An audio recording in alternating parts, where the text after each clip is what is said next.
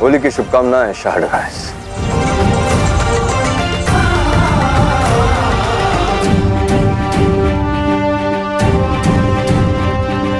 आपको भी महाराज बमनी। आज का दिन बड़ा खास है। आज हम अपने साझेदार के नहीं बल्कि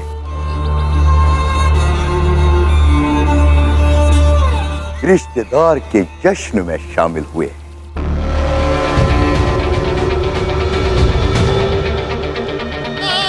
होली की बहुत बहुत मुबारक।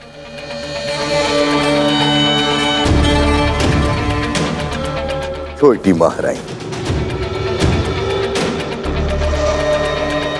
आपको भी होली की मुबारकबाद महारानी अनुसुईया।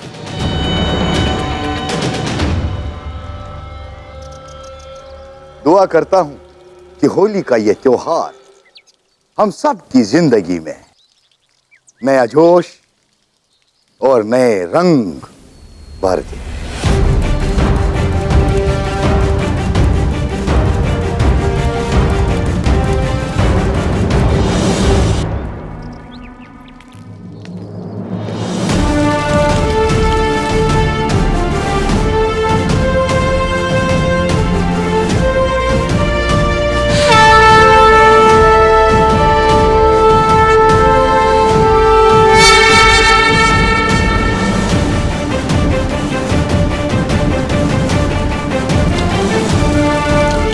शंखनाद किया जाता है एक नए शुभारंभ के लिए।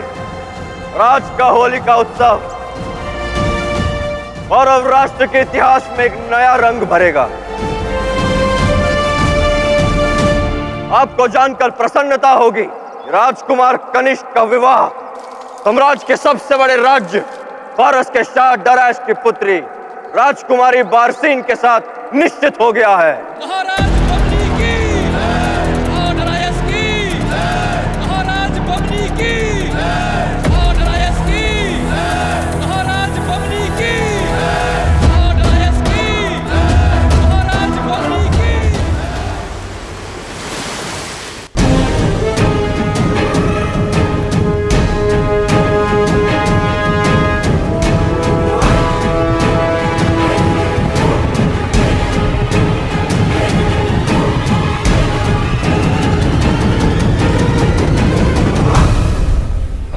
सोचा था कि सब कुछ शांति से संपन्न हो जाएगा, और लगता है कि नियति चाहती है कि क्रांति तुम सबके सामने हो।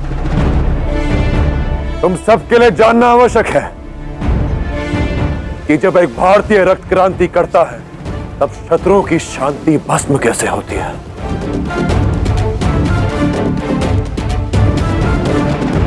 आगे बढ़ो।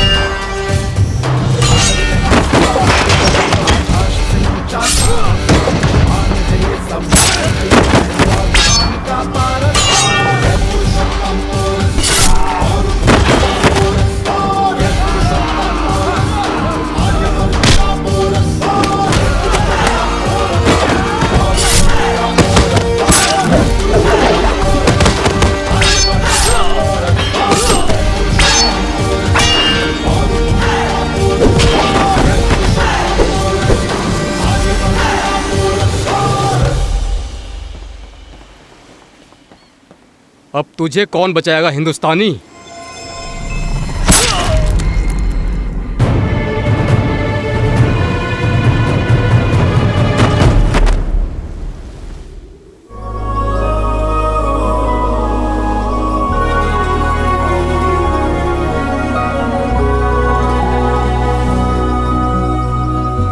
लाची,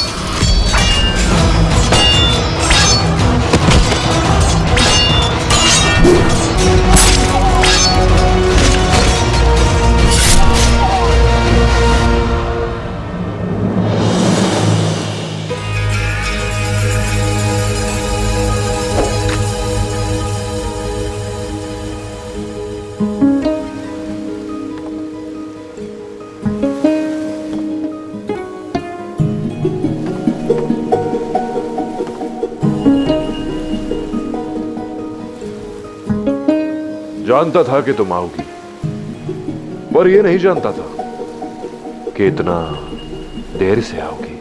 आ तो पहले से ही गई थी, बस देख रही थी तुम अकेले इन फारसियों से लोहा ले सकते हो या नहीं। और क्या देखा तुमने? यही कि तुम्हें आज भी मेरी आवश्यकता है पुरु।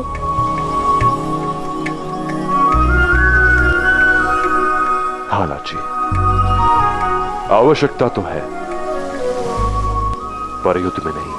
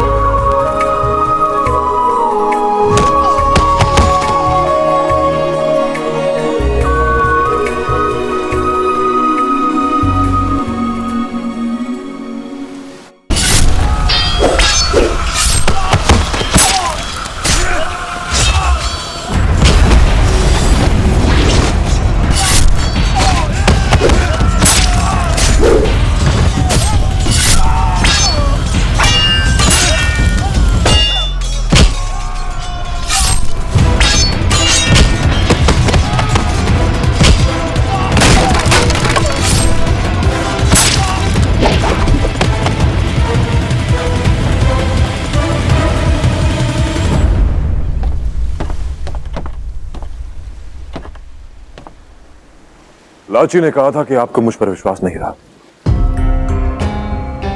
अब आ रही हूं दस्युरा में, थोड़ा विश्वास तो दिखाया आपने। हम यहाँ तुम्हारे लिए नहीं, लाची के विश्वास के कारण आए हैं। आशा है तुम पर इसका ये अंधविश्वास हम दस्युओं को और हानि नहीं पहुंचाएगा। माँ, पुरु ने कहा था ना कि वो फारसियों से सोना लूटकर हमें दे देगा, और उसने कर दिखाया। हमारे प्रतिशोध के लिए पुरु ने फारसियों के बाजार भी जला दिए। अब तो आप उस पर विश्वास कर दीजिए। हाँ दस्यु रानी, विश्वास कीजिए मेरा।